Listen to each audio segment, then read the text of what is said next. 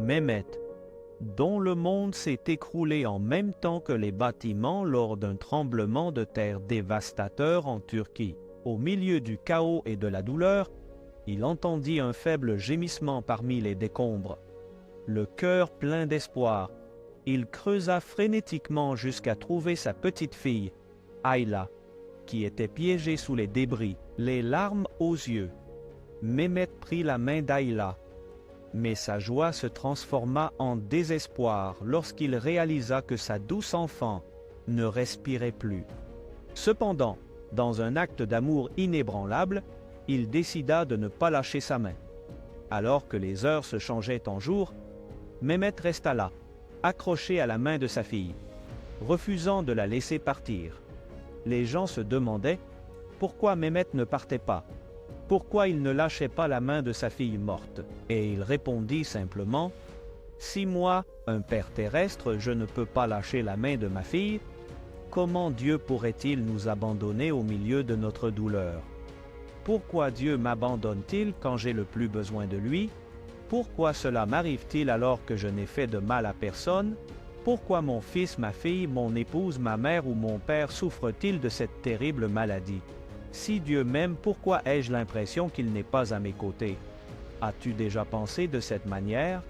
As-tu eu l'impression que Dieu t'avait oublié? Bible, dans Isaïe 49, 14 à 16, dit « Le Seigneur m'a abandonné, le Seigneur m'a oublié. » Une mère peut-elle oublier son nourrisson, cesser d'avoir de la tendresse pour l'enfant de son sein?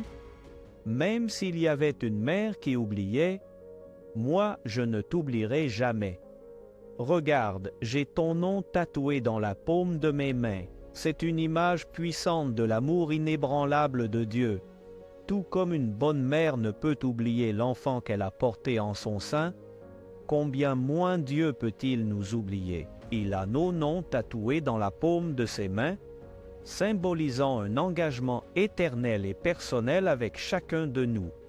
Parfois, nous nous retrouvons au milieu d'une nuit sans étoiles où l'obscurité est si profonde qu'elle semble palpable. Dans ces moments où la tristesse et la confusion nous enveloppent, il est naturel de lever les yeux et de poser cette question. Où es-tu?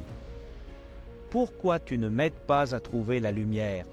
Pourquoi ne me libères-tu pas de cette douleur qui m'étouffe? Deux amis marchaient tête basse et tristes sur un chemin poussiéreux qui les mènerait à un endroit appelé Emmaüs. Ils étaient abattus et leur cœur était chargé de la tragédie à laquelle ils avaient assisté. Celui en qui ils avaient placé tous leurs espoirs comme étant le Messie promis, leur maître, leur ami, leur Seigneur, avait été pendu à une croix comme un criminel ordinaire. Comment cela a-t-il pu finir ainsi? Se demandaient-ils l'un à l'autre. N'était-il pas loin qui viendrait racheter Israël? Les questions s'accumulaient dans leurs esprits troublés. Leurs rêves et leurs espoirs avaient été enterrés avec Jésus. Sans aucun doute, nous pouvons nous identifier à l'expérience de ces deux personnes, car à un moment ou un autre, la tristesse nous a envahis au point de penser qu'il n'y a pas de lendemain, que la vie est finie et qu'il n'y a plus rien à faire. Parfois, certaines circonstances de la vie brouillent notre vision, notre esprit, et nous ne pouvons pas voir au-delà de la tragédie. Un voyageur solitaire les rejoignit sans qu'ils ne le remarquent et leur demanda « De quoi parlez-vous en chemin ?» Luc 24, 17.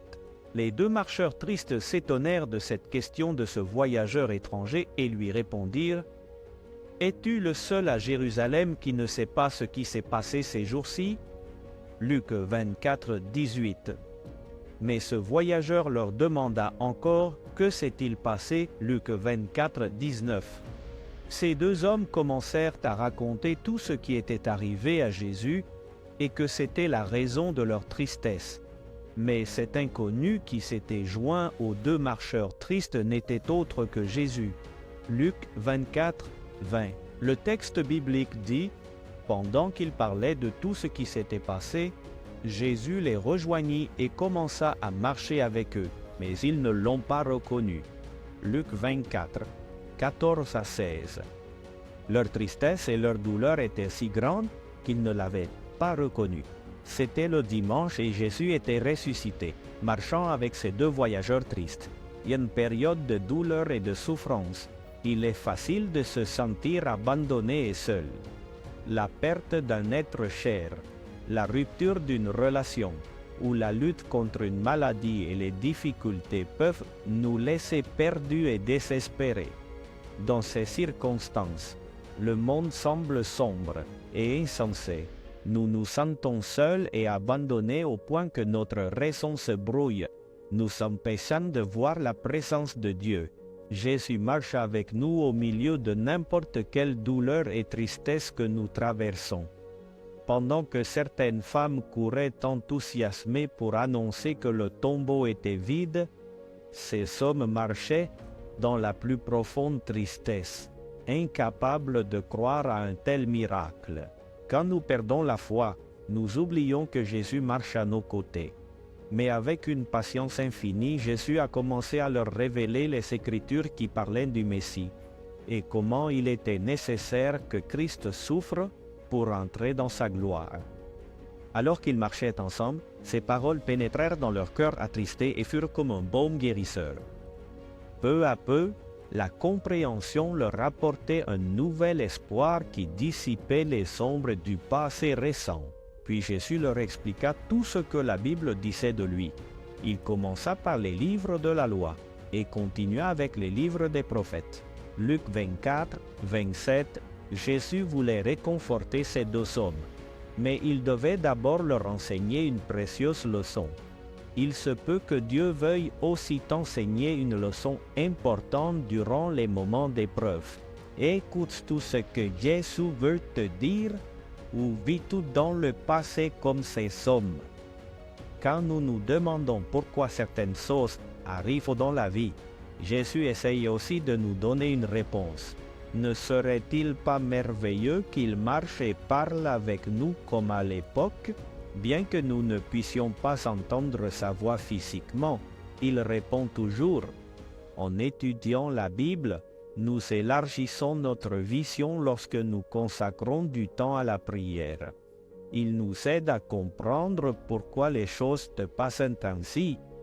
As-tu déjà pensé que le Christ t'avait abandonné? La douleur et le désespoir étaient-ils si grands dans ta vie que tu as pensé que Dieu t'avait oublié?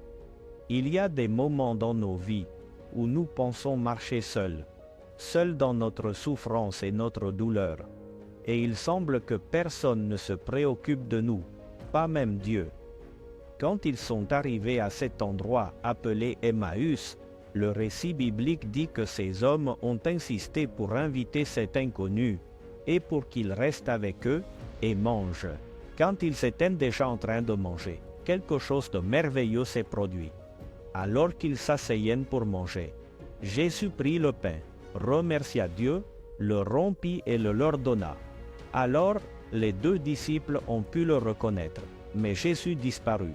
Luc 24, 30 à 31. Peux-tu imaginer leur émotion? Il avait tenu sa promesse. Une bonne nouvelle était née d'une mauvaise. Si les hommes n'avaient pas invité Jésus à manger avec eux, ils auraient manqué cette merveilleuse expérience. Ils seraient partis sans savoir qu'il était ressuscité. Que rate-t-on si on n'invite pas Jésus à rester avec nous pendant les épreuves de la vie? Perdrions-nous la force nécessaire pour les surmonter? Manquerions-nous les leçons qu'il nous a laissées? Serions-nous privés de sa compagnie et perdrions-nous l'espoir d'aller au ciel? Même si les circonstances semblent adverses, n'oublions pas que Jésus marche à nos côtés. La plus belle vérité de cette histoire est que Jésus était là tout le temps. Tout comme il était avec eux, il est aussi avec toi. Fais-tu le chemin d'Emmaüs? Quel que soit le chemin que tu empruntes, la bonne nouvelle est que Christ marche à tes côtés. Ils ont reconnu Jésus quand il était à table, c'est-à-dire en communion. Souvent, c'est seulement dans l'intimité, dans la communion avec Dieu, que nous pouvons découvrir sa présence à nos côtés. Lorsque nous permettons à la présence divine d'entrer dans nos vies et nos cœurs, nos moments de dévastation peuvent se transformer. Même si nous ne pouvons pas éviter la souffrance, nous ne sommes pas seuls dans nos luttes. Dieu marche à nos côtés, nous soutenant et nous guidant vers la restauration et l'espoir. Ouvrons nos cœurs à la révélation divine. Par les Écritures et la prière, trouvons le réconfort et l'espoir de la certitude que nous ne sommes jamais seuls. La présence de Dieu nous soutient, nous guide et nous accompagne, et nous donne la force d'affronter toute adversité. Marchons avec la confiance que nous sommes accompagnés par celui qui est ressuscité d'entre les morts. Veux-tu que Jésus t'accompagne quelle que soit la circonstance que tu traverses? Souhaites-tu qu'il te fasse savoir qu'il marche à tes côtés? Qu'il en soit ainsi.